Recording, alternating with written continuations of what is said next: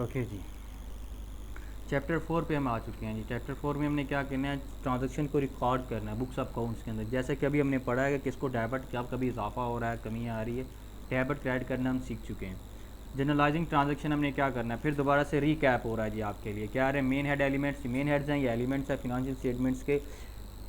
Asset and expenses का nature या group हमारे पास डेबिट है। जब कभी इनमें इजाफा होगा तो डेबिट करेंगे, जब इनमें कमी आएगी दोनों के अंदर इनको क्रेडिट किया जाएगा।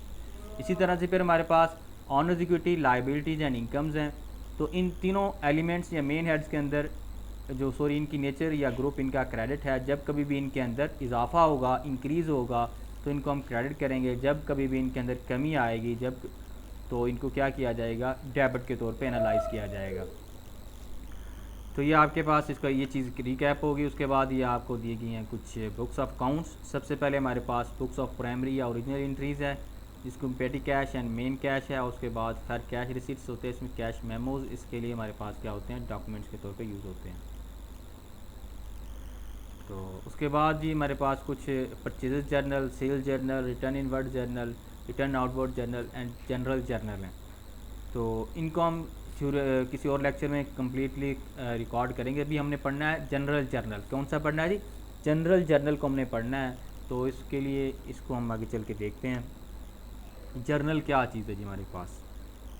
जर्नल क्या जी, first book in accounting cycle है। अकाउंटिंग साइकिल हमने पढ़ा था सोर्स डॉक्यूमेंट, सोर्स डॉक्यूमेंट के बाद हमारे पास जर्नल, जर्नल से था हमारे पास लेजर, लेजर से था जी हमारे पास तो लेजर, लेजर के बाद क्या था जी, ट्रायल बैलेंस, ट्रायल बैलेंस के बाद हम फिनंशियल स्टेटमेंट्स और उसके बाद आगे चलते हुए इसको हम कैसे बनाते हैं, हम इसको बनाते हैं मेंटेन क्रोनोलॉजिकली, यानी कि तरतीब से बनाया जाएगा। तरतीब कौन सी होगी जी, क्रोनोलॉजिकल तरतीब होनी चाहिए, यानी कि जो चीज़ पहले हुई है उसको पहले रिकॉर्ड करना है, जो बाद में हुई है उसको बाद में रिकॉर्ड करना है जी स्टूडेंट्स। उसके बाद क्या है जी, प्रिपेयर्ड सिस्टमेटिकली, सिस्टमेटिक तरीका होगा। इस सिस्टमेटिक तरीका क्या है जी हमारे पास, कि हमने ये देखना है डेबिट को कहाँ पे लिखना है और क्रेडिट को कहाँ पे लिखना है, ठीक है। इसके अंदर क्या क्या डेट कहाँ पे लिखी जाएगी, उसके बाद किसको हमने लेजर के अंदर पोस्ट करना है इस ट्रांजेक्शन को, तो उसके उसका पेज नंबर कैसे लिखना है। यानी कि एक बाकायदा तरीका है, सिस्टम है, ऐसे नहीं है जैसे मुँह उठा के हमने वो रिकॉर्ड कर दिया, ऐसा बिल्कुल नहीं है। अकाउंटिंग ने पूरे रूल्स एंड रेगुलेशन दिए हमें, उस सिस्टम को फॉलो करते हुए हमें रिकॉर्ड करना है। जो छोटी बिज़नेस हैं जी, छोटे बिज़नेस ऑर्गेनाइजेशंस हैं, उनके लिए क्या होता है, ये हमारे पास ये जनरल जर्नल क्या होता है, सफिशेंट हो जाता है, काफ़ी होता है उनके लिए, ठीक है जी। तो नेक्स्ट हमारे पास जर्नल एंट्री आ गई है जी। ये जो भी जितनी भी हमारे पास फिनंशियल इन्फॉर्मेशन, जिस तरह के हमने पढ़ रहा था, पेड कैश टू डोनाल्ड या received cash from Donald, paid salary, staff salaries, ये क्या है, बेसिकली एक ट्रांजेक्शन है। इस ट्रांजेक्शन से हमें क्या मिल रही है, फिनंशियल इन्फॉर्मेशन मिल रही है। इस फिनंशियल इन्फॉर्मेशन को रिकॉर्ड करना जर्नल के अंदर क्या कहलाता है, जर्नल एंट्री कहलाता है। इसको सिंपल अकाउंटिंग एंट्री भी बोला जाता है, जैसे इसको एंट्री भी बोलते हैं। इसको एंट्री पास करना भी बोला जाता है।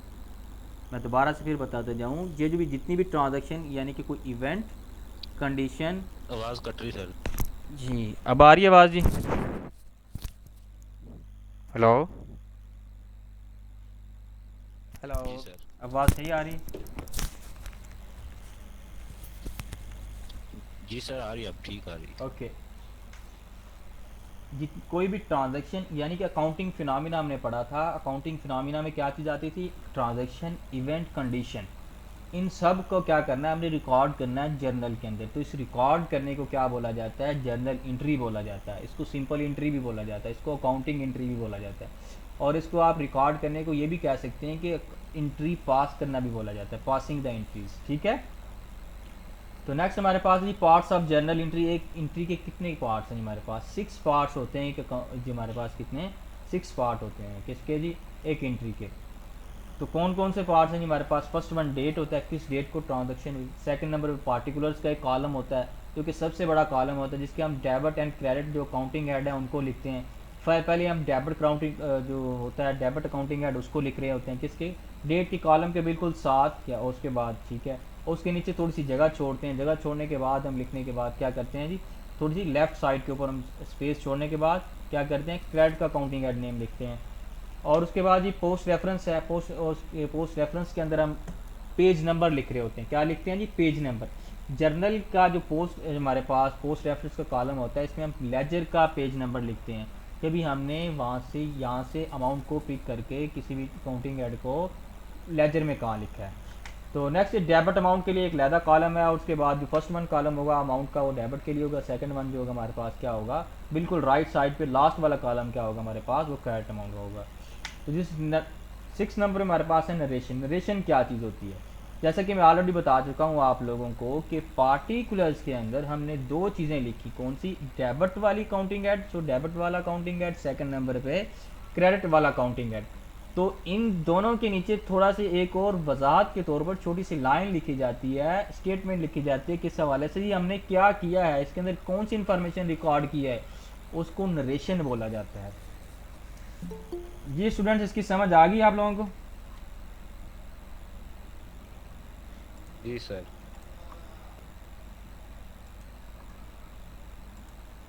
ठीक है जी। तो नेक्स्ट हमारे पास है जी फॉर्मेट ऑफ जर्नल एंट्री क्या है, जिसका फॉर्मेट क्या है। फॉर्मेट इसका ये है जी, आपके सामने शो हो रहा है सैंपल के तौर पे एक ट्रांजैक्शन दी गई है 1 जनवरी 2009 cash paid for staff salaries 50,000। जी आप सब में बारी बारी इसके अंदर मुझे बताते जाएंगे कौन कौन से अकाउंटिंग हेड इन्वॉल्व हैं। सबसे पहले आप ये बता दीजिए मुझे, फिर उसके बाद ताकि हमें समझना आसान हो आगे जी, इसको लेकर चलना आसान हो जी। जल्दी से बताएं जी अकाउंटिंग हेड कौन कौन से इन्वॉल्व हो रहे हैं जी स्टूडेंट, जल्दी से।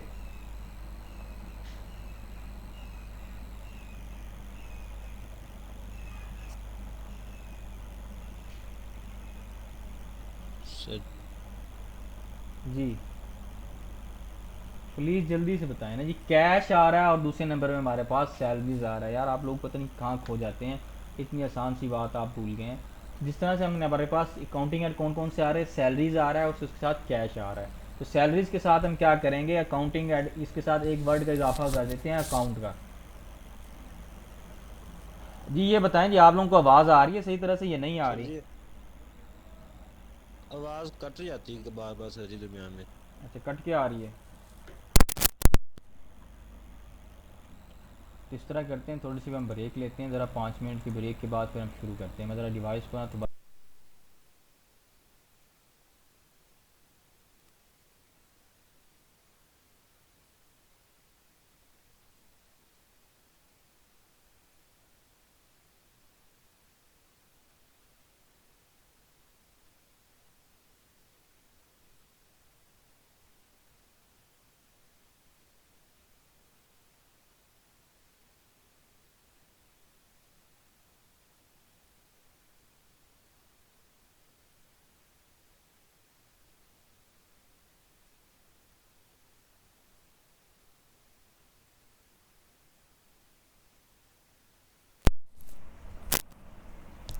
जी आपको आवाज़ आ रही है जी? जी सर जी, आवाज़ आ रही है। ओके। तो दूसरा उसके बाद कैश अकाउंट जो हमने लिखा है ये क्रेडिट काउंटिंग हेड है। तो इस क्रेडिट अकाउंट के अंदर क्या किया हमने, ये स्पेस छोड़ दिया, यहाँ तक स्पेस छोड़ के लिखा है। ये इस क्या चीज़ है, अगर वैसे भी इस तरह से लिख दिया जाए और अमाउंट ऐसे सामने लिखी हुई हो तो आपको समझ जाना चाहिए ये साथ में ये वर्ड्स नहीं लिखे जाएंगे, ये बस आपको भी बताने के लिए लिखे हैं कि डेबिट एंड क्रेडिट। ये पोस्ट रेफरेंस के कॉलम को फिलहाल इतना फोकस ना करें आप, ये बाद में आगे चलेंगे तो अभी आपको समझ आ जाएगी। Staff salaries paid in cash, इसको हम क्या बोलते हैं, नरेशन बोलते हैं। और ये डेबिट का कॉलम है जो लेफ्ट हैंड फर्स्ट कॉलम है अमाउंट का, तो उसमें हमने अमाउंट 50,000 लिख दिया और उसके बाद क्रेडिट के कॉलम के अंदर 50,000 अमाउंट। और उसके बाद ये भी होगा नेक्स्ट, आप जब आगे हम प्रैक्टिस करेंगे तो ये डेबिट और ये क्रेडिट जो वर्ड्स हैं ये ऊपर से हज़फ कर दिए जाएंगे। ये सिंपल डी आर और सी आर भी लिखा जा सकता है और ये जस्ट अमाउंट लिखती है, रुपीज़ लिखा हो, जस्ट ये रुपीज़ का जो साइन दिया गया ये साइन दे दिया जाए जस्ट। ठीक है, तो इसमें आपने कंफ्यूज नहीं होना। तो क्या होगा, जो लास्ट वाला कॉलम है वो क्रेडिट के अमाउंट के लिए और जो उससे पहले वाला कॉलम है वो किसके लिए है, यानी कि लेफ्ट हैंड वाला कॉलम वो उसको बोल के हम बोलते हैं डेबिट के लिए। तो ऐसे भी कहा जाता है लेफ्ट हैंड साइड अमाउंट का कॉल डेबिट और राइट हैंड साइड अमाउंट का कॉल क्रेडिट, ये भी बोलते होते हैं। ठीक है जी। जी ये बताएं जी, जो फर्स्ट एंट्री है जिसमें फॉर्मेट हमने देखा है इसको, जिसे हमने रिकॉर्ड किया है, जर्नलाइज या पास किया एंट्री को, इसकी समझ आ गई है आप लोगों को? जी स्टूडेंट्स पार्टिसिपेट करें प्लीज़, बताएं ज़रा जी। जी सर। ओके, कोई और लोग बारह बाद में आए भी आए या नहीं? ठीक है जी, आ गए हैं, ठीक हो गया जी। तो इसी तरह से आप लोगों ने क्या करना होगा, जनरलाइज करना होगा एंट्री को। बेसिकली आपका ये मकसद है, ये पता होना चाहिए आपको कि किस चीज़ को डेबिट किया जा रहा है, किस चीज़ को, उसका मेथड क्या है, तरीक़ाकार क्या है, ये ठीक है। सेकंड नंबर, फर्स्ट नंबर पे डेट है, सेकंड नंबर पे हमारे पास क्या होगा, डिस्क्रिप्शन आ गया, थर्ड नंबर, फोर्थ नंबर पे सॉरी सेकंड नंबर पे डिस्क्रिप्शन या पार्टिकुलर्स का कॉलम है, इसको डिटेल्स भी लिख सकते हैं इस कॉलम के आप नेम के तौर पे ये।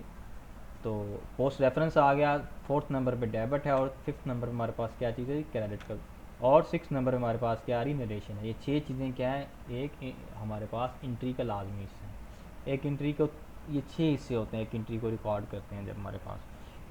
तो ये जो हमारे पास नरेशन है, ये लाजमी हिस्सा है किसका जी, एंट्री का। Journal is a book of original या प्राइमरी एंट्री, इसको ओरिजिनल एंट्री भी बोला जाता है, प्राइमरी एंट्री भी बोला जाता है, इसको डे बुक भी बोला जाता है, इसको फर्स्ट बुक ऑफ अकाउंट्स भी बोला जाता है। इसको हम क्या करते हैं, तारीख वार से मेंटेन करते हैं, क्रोनोलॉजिकल सीक्वेंस से मेंटेन, जो चीज़ पहले हुई है, जो पहले इनकर्ड हुआ है एक्सपेंस, या जो पहले कमाई हमने की है, या जो कुछ भी पहले किया है वो पहले लिखा जाएगा, जो उसके बाद तरतीब से लिखा जाएगा। 1 जनवरी वाला फर्स्ट को, उसके बाद सेकंड वाला, फिर थर्ड वाला। ऐसा नहीं होगा थर्ड वाला पहले लिख दें हम और सेकंड वाला बाद में लिखें, ऐसा कुछ नहीं करना होगा। नरेशन क्या जी, लाजमी हिस्सा है एंट्री का। और उसके बाद प्रैक्टिस जर्नल एंट्री आ गई जी हमारे पास। पास, जैसे कि मैं ऑलरेडी आपको पहले बता चुका हूँ कि हमने एंट्री को रिकॉर्ड करना भी कहा जा सकता है, जस्ट ये भी कहते हैं पास, जैसे कि आप यहाँ लिखा भी हुआ है 4.1 में स्टार्ट यहाँ से, पास journal entries for the following transaction. Pass journal entries mean क्या है कि इनको रिकॉर्ड करना है आपने बस, ठीक है। ये ठीक है जी, गुड्स ब्रॉड फॉर कैश ₹20,000, 20,000 रुपये की हमने वो चीज़ें खरीदी जिसका हम कारोबार करते हैं, ठीक है। गुड्स के लिए हम कौन सा काउंटिंग एड यूज़ करेंगे यहाँ पे जब हम खरीद रहे हैं, प्लीज़ कौन बताएगा।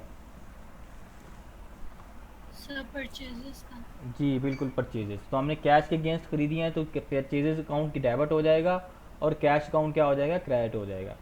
जनवरी 5 को हम क्या करें, गुड्स सोल्ड फॉर कैश ₹35,000, हमने गुड्स सोल्ड किए हैं, गुड्स बेच दिए हैं, तो जी बताएं 35,000 रुपये की। तो यहाँ पे इसके कौन कौन से काउंटिंग एंड है जी हमारे पास, गुड्स के लिए कौन सा काउंटिंग सर एंड, एक सर सेल। कैश, ठीक है, सेल्स सर एक और कैश कैश होगा अकाउंट। जी, sales account and cash account हमारे पास होगा। तो नेक्स्ट हम चल रहे हैं आगे जी।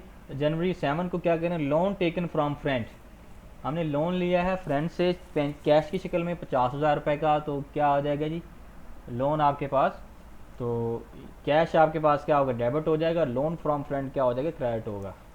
तो अभी चलते हैं हम इसी की तरफ, देख सकते हैं जी। जनवरी डेट के कॉलम में जनवरी 2 को डेट लिखी हुई है, फर्स्ट ट्रांजेक्शन के परचेज अकाउंट डेबिट हो रहा है 20,000 के अमाउंट के साथ, एंड कैश अकाउंट क्रेडिट हो रहा है कितनी अमाउंट के साथ, 20,000 के अमाउंट के साथ। ये आपने याद रखना है कि क्रेडिट के जो अमाउंट है ये एक दूसरे के सामने नहीं लिखनी, जिस तरह ये ऊपर नीचे लिखा हुआ वैसे ये भी ऊपर नीचे ही लिखनी है, लेकिन यहाँ पे ये एक ही कॉलम के अंदर है, ये दो डिफरेंट कॉलम्स में आपने लिखनी है।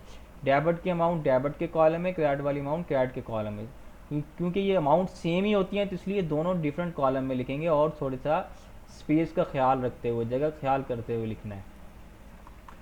नेक्स्ट जी हमारे पास था जी, हमने क्या था, गुड्स सेल की थी 35,000 रुपये की, तो कैश हमारे पास रिसीव हो रहा था, तो कैश को हमने डेबिट किया क्योंकि कैश में इजाफा हो रहा था, तो 35,000 कैश को हमने डेबिट कर दिया है क्योंकि, और उसके बाद सेल्स अकाउंट क्रेडिट किया है क्योंकि क्रेडिट क्यों किया है, सेल्स हमारी इनकम है, इनकम में जब भी इजाफा होता है इसको क्रेडिट करते हैं, इसकी नीचे क्रेडिट है, तो इसलिए 35,000 की अमाउंट हमने यहाँ पे लिखी है। तो यहाँ पे देख सकते हैं ऊपर नरेशन क्या लिखी हुई है, बॉट गुड्स फॉर कैश, यहाँ पे क्या लिखा हुआ है, सोल्ड गुड्स फॉर कैश। इस तरह से सिंपल और आसान अल्फाज में आपने नरेशन लिखनी है, बिल्कुल आसान अल्फाज में, ठीक है। जिसको भी हल्की फुल्की भी इंग्लिश आती है, जस्ट उसको पढ़े तो उसको समझ आ जाए कि भाई ये हुआ क्या है, इस माजरा क्या है। नेक्स्ट ये था 7 में हमने लोन लिया था फ्रेंड से, तो कैश अकाउंट कैश हमारे पास आ रहा है, तो कैश में इजाफा हो रहा है, ये डेबिट है, ग्रुप से बिलोंग करता है तो उसको हमने क्या किया, डेबिट कर दिया है, कैश अकाउंट डेबिट 50,000। और क्रेडिट क्या आ गया, लोन फ्रॉम फ्रेंड, क्योंकि हम लोन फ्रेंड से ले रहे हैं तो ये काउंटिंग एड हम यूज़ कर देंगे, लोन फ्रॉम फ्रेंड। तो क्या हो गया जी, क्रेडिट कर दिया। क्यों हमने क्रेडिट किया, ये हमारी लाइबिलिटी है, लाइबिलिटी में इजाफा होता है तो उसको क्रेडिट किया जाता है। क्यों क्रेडिट, क्योंकि इसकी नेचर और ग्रुप इसका क्रेडिट है, तो 50,000 के अमाउंट को हमने क्रेडिट कर दिया। जी स्टूडेंट्स, यहाँ तक क्लियर है सबको, प्लीज़ बताएं। जी सर। ओके, जी सर।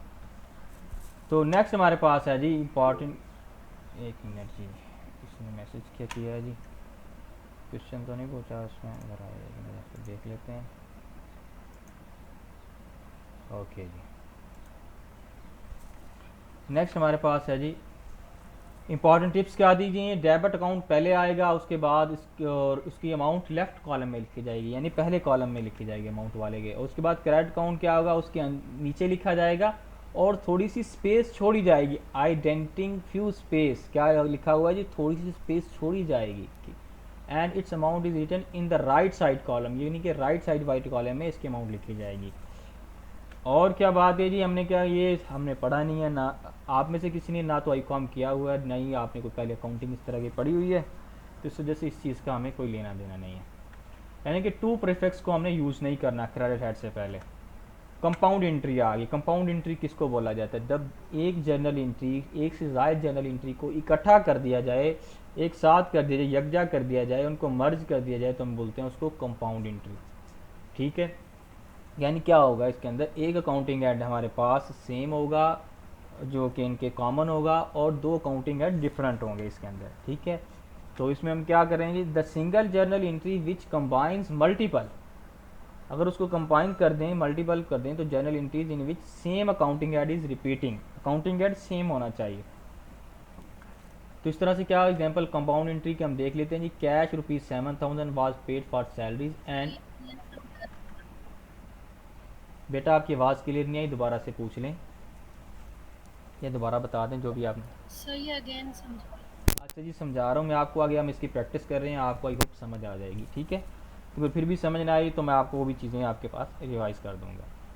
तो कैश हमने क्या किया है, पे किया 7,000 रुपये और सैलरी के लिए, और उसके साथ क्या किया हमने 1,000 की स्टेशनरी परचेज़ किया। ये दो काम किए हैं हमने, एक कैश हमने सैलरी पे किया है, दूसरे नंबर पर हमने क्या किया है, स्टेशनरी परचेज़ किया है। तो कैश किस पे की है, कैश पे की है। दोनों आप देख सकते हैं हमारे पास ये दो ट्रांजैक्शन है, तो दोनों में क्या हो रहा है, कैश क्या है, कॉमन है। हम सैलरी पे कर रहे हैं तो कैश की सूरत में, स्टेशनरी परचेज कर रहे हैं तो कैश पे कर रहे हैं। तो क्या हो रहा है, कॉमन क्या आ गया हमारे पास, अकाउंटिंग हेड कैश आ गया। तो ठीक हो गया जी, इसको हम अलग-अलग से रिकॉर्ड करेंगे। कैसे रिकॉर्ड करेंगे, इस तरह से रिकॉर्ड करेंगे, salaries account debit, cash account credit. फिर salaries in paid in cash, आगे उनकी रेलिवेंट अमाउंट लिखी हुई है, उसके बाद डेट भी वैसे लिखी हुई है, जनवरी 5 को। नेक्स्ट हुआ है stationery account debit 1,000, cash account credit 1,000। जी ये बताएं, ये जो सिंपल एंट्री है ये यहाँ तक क्लियर हो गया आप लोगों को, उसके बाद हम आगे तरह चलें यहाँ तक। ये जो सिंपल जैसे रिकॉर्ड किया हुआ है, सैलरीज अकाउंट और कैश अकाउंट, फिर stationery account and cash account.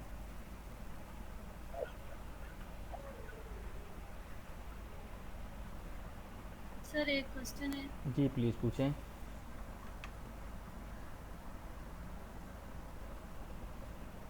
Sir आवाज़ आ रही है मेरी? जी आ रही है आवाज़, प्लीज़। स्टेशनरी अकाउंट लिखा हुआ है ना? जी जी, स्टेशनरी अकाउंट।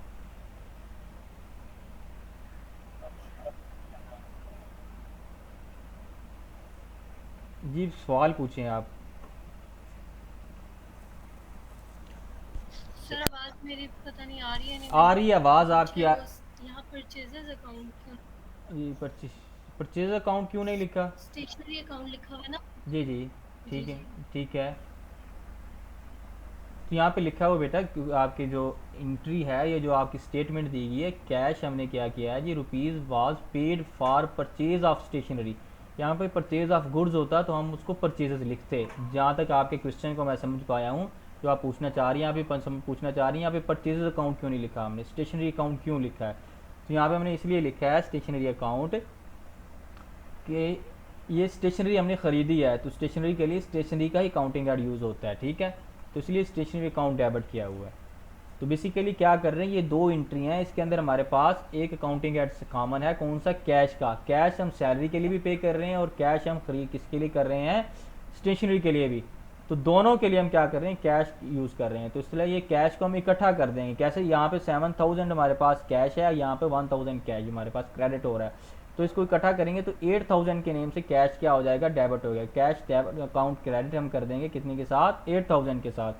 तो सैलरी अकाउंट और स्टेशनरी अकाउंट को डेबिट कर दिया जाएगा इकट्ठा, यानी कि salaries account debit, stationery account debit 7,000 and 1,000। ठीक है, रिस्पेक्टिव अमाउंट उनकी लिख दी जाएगी। और यहाँ पे क्रेडिट किस में क्या आ जाएगा, 8,000 की अमाउंट आ जाएगी कैश के हवाले से। ये बेसिकली क्या बताया जा रहा है, इसको बोलते हैं कंपाउंड एंट्री। जैसे कि इसके आपके सामने इसकी आ जाएगी, ये देखते हैं, ये देख सकते हैं आप कैश क्या होगा जी, ये वो सेम वही स्टेटमेंट लिखी हुई है, आप देख सकते हैं सैलरीज अकाउंट डेबिट हो रहा है 7000 के अमाउंट के साथ, स्टेशनरी अकाउंट डेबिट हो रहा है फिर 1000 के अमाउंट के साथ, फिर कैश अकाउंट 8000, इनके टोटल 8000 आपके पास कैश जा रहा है। Salaries paid stationery purchase for cash, हमने कैश की शक्ल में सैलरी पे की है और स्टेशनरी भी परचेज की है जी। अब समझ आ गई जी किसी को? जी नहीं साहब ने कहा था सर इसकी समझ नहीं आ रही, तो अब बताएं जी आपको समझ आ गई या नहीं आई जी प्लीज़। जी सर समझ आ गई। ओके, जिसको अभी भी समझ नहीं आई काइंडली पूछ सकता है। अगर आपको आवाज़ वॉइस का कोई इशू होने की वजह से आप टाइप करके क्वेश्चन कर लें जी। ठीक हो गया, तो नेक्स्ट हम आगे मूव करते हैं जी। जरा आगे हमारे पास इससे आगे क्या इंपॉर्टेंट टिप्स क्या है जी। Compound entry combines two journal entries, क्या आगे दो जर्नल एंट्रीज को हम कंबाइन करेंगे। Which one accounting head is common, क्या होगा एक अकाउंटिंग हेड उनमें कॉमन होना चाहिए। तीन जो हमारे पास ये चार अकाउंटिंग हेड हों क्या होगा उनमें एक कॉमन होना चाहिए, क्योंकि कैश अकाउंट दोनों में इन्वॉल्व है, तो इस तरह क्या होगा इसको हम कॉमन कर देंगे तो क्या हो जाएगा तीन अकाउंटिंग हेड एक एंट्री में आ जाएंगे।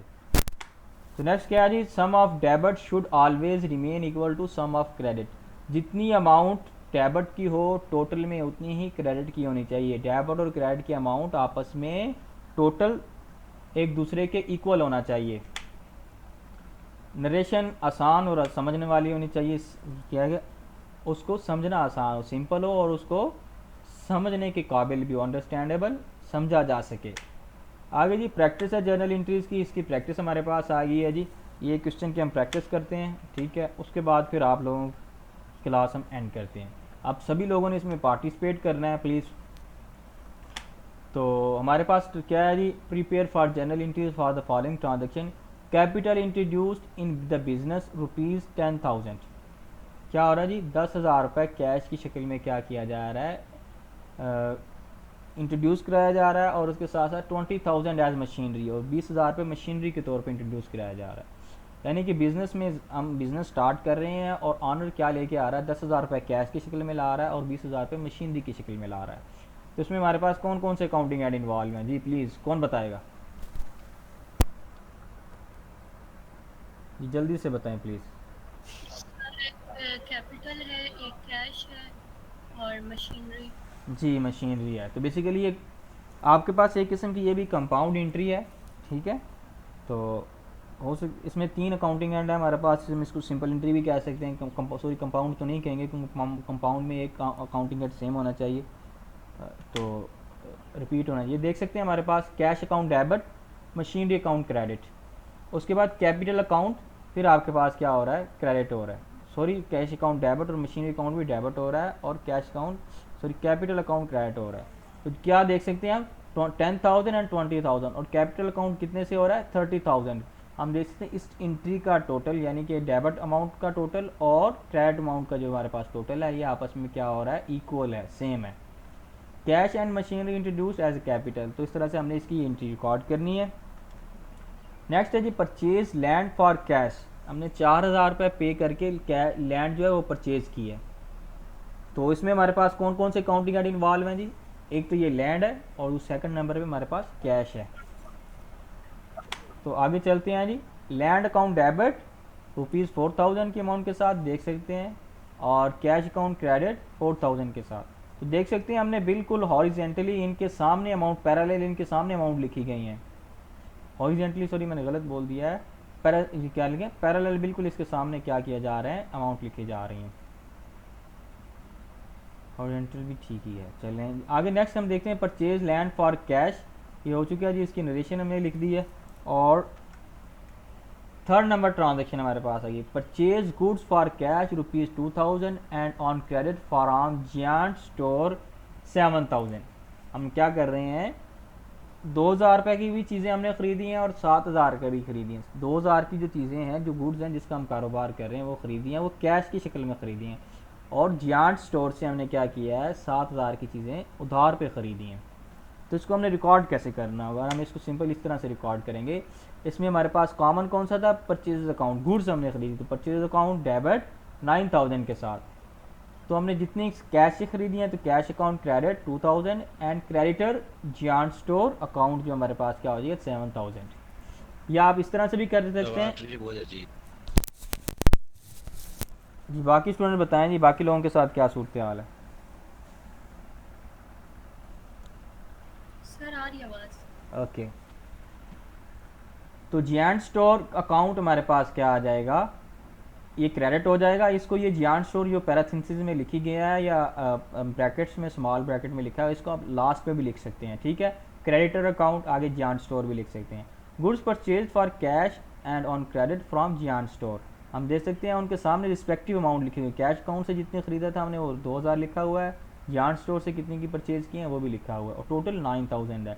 इसको आप सम करें या इसको देखें आप, इसका क्या है डेबिट एंड क्रेडिट का क्या आ रहा है, दोनों इक्वल हैं। तो बैक एंड पे चलते हैं, हमारे पास sold goods for cash rupees 3000, हमने 3000 की चीज़ें बेच दी हैं, जिसका हम क्या कर रही हैं, सेल कर दी हैं। तो क्या करेंगे जी, हम कैश अकाउंट डेबिट देख सकते हैं 3000 और sales account credit 3000, sale goods for cash, ये इसकी नरेशन आ जाएगी हमारे पास। इसी तरह से नेक्स्ट हमारे पास है जनवरी 5, rent paid in cash rupees 2000 रुपये का हमने रेंट पे किया है कैश की शक्ल में। तो क्या होगा, तो रेंट डेबिट होगा और कैश अकाउंट क्या होगा जी हमारे पास क्रेडिट होगा। तो इस तरह देख सकते हैं rent account debit and cash account credit इतने अमाउंट के साथ। तो नेक्स्ट हम बैक एंड पे चलते हैं जी, क्या करें जी, ये होगी है 6 नंबर, हम चलते हैं ट्रांजेक्शन पे। जनवरी 6 को owner withdrew cash for personal use rupees 500 are paid 500 to owner for is personal use, ये की बात है जी हमारे पास कि ऑनर ने 500 रुपये लिया है। तो सिंपल इसको हम कैसे रिकॉर्ड करेंगे, drawings account debit cash account credit. तो क्या है जी, cash withdrew by the owner for personal use, ये इसकी हमने नरेशन लिख दी है। और उसके बाद जनवरी 7 को क्या हो रहा है, salaries paid in cash rupees 200, 200 रुपये सैलरी पे की है कैश की शक्ल में। तो क्या होगा, salaries account debit cash account credit. तो यहाँ पे आप देख सकते हैं जी हमारे पास salaries account debit and cash account credit 200 की अमाउंट के साथ। और उसके बाद जी जनवरी 8 को हम क्या कर रहे हैं, bought goods from moon light on credit rupees 6000, moon light से हमने 6000 रुपये की चीज़ें ख़रीदी हैं, गुड्स परचेज़ की हैं उधार के ऊपर। तो ठीक है जी, तो इसको हमने रिकॉर्ड कैसे करना है, इस तरह से purchase account debit creditors account moon light 6000। तो इस तरह से हमने इसको रिकॉर्ड कर दिया है, purchase goods on credit from moon light, ये इसकी हमारे पास नरेशन है। और उसके बाद जनवरी 9 है जी, sold goods on credit to Falcon for rupees 8000 and for cash 4000। हमने क्या किया है, फाल्कन को 12000 रुपये की चीज़ें सेल की हैं, जिसमें से 4000 रुपये कैश है और 8000 रुपये किसके साथ है जी हमारे पास, उधार पे है, क्रेडिट पे है। तो इसको हम क्या करेंगे, यहाँ पे सेल्स का जो काउंटिंग ऐड है आपके पास वो 12000 रुपये के साथ क्रेडिट होगा, और उसके बाद कैश अकाउंट 4000 से डेबिट, और फाल्कन जो डेटर फाल्कन अकाउंट क्या होगा वो 8000 से डेबिट होगा। इसको हम देख सकते हैं, डेटर्स फाल्कन अकाउंट, ये बैक एंड पे आ गया। तो क्या देख रहे हैं जी हम इसके अंदर, डेटर्स फाल्कन अकाउंट 8000 रुपये डेबिट, कैश अकाउंट हमारे पास 4000 डेबिट, और सेल्स अकाउंट 12000 रुपये के साथ क्रेडिट। और उसके हम देख रहे हैं sold goods on credit to Falcon and goods sold for cash, हमने क्या किया है जी, कैश पे भी सेल किए हैं और उधार पे भी फाल्कन उसको बेची हैं चीज़ें। तो इस तरह से हमने इसको रिकॉर्ड करना है। तो यहाँ पे हमारे पास क्या है, सेल्स क्या चीज़ है जी, यानी कि सेल्स अकाउंट की क्या है हमारे पास एक कॉमन अकाउंटिंग ऐड है। तो बेसिकली ये क्या चीज़ है, कंपाउंड एंट्री थी। और उसके बाद लास्ट है जी, received cash from Falcons 2500 on his account. तो इसमें हमने 2500 हमने कैश रिसीव कर लिया है। तो इसको हम लिख सकते हैं cash account debit, debtors Falcon account credit कितने से 2500 के अमाउंट के साथ, received cash from Falcons on account. जी स्टूडेंट्स, ये हमारे पास जो एक प्रैक्टिस थी ये हो गई है। अच्छा जी, कुछ बातें यहाँ पे बताई जा रही हैं। It is not compulsory to write account or along with the account head accounting head appearing in the journal entry. ये अकाउंट जो लिखा हुआ है ना, ये आपके लिए लाजमी नहीं है, लिख लिया तो तब भी ठीक है, नहीं लिखा तो तब भी ठीक है। Account can be abbreviated as A C and A small होगा, उसके बाद स्लैश फिर सी, आपके पास इसको अकाउंट पढ़ेंगे। ये लिखा भी होगा तो इसको अकाउंट पढ़ा जाएगा, और ऐसे भी लिखा हो तो इसको क्या पढ़ा जाएगा, अकाउंट पढ़ा जाएगा। ठीक है। Identify the names of debtors and creditors in journal entry. हमने क्या करना होगा, डेटर और क्रेडिटर के नेम भी लिखेंगे ताकि हमें आसानी रहे बाद में इसको हल करने के लिए। जी स्टूडेंट्स, यहाँ तक समझ आ गई आप लोगों को? जी प्लीज़ बताइए ज़रा जल्दी से। जी सर समझ आ गया। जी बाकी लोग भी बता देंगे प्लीज़ ज़रा।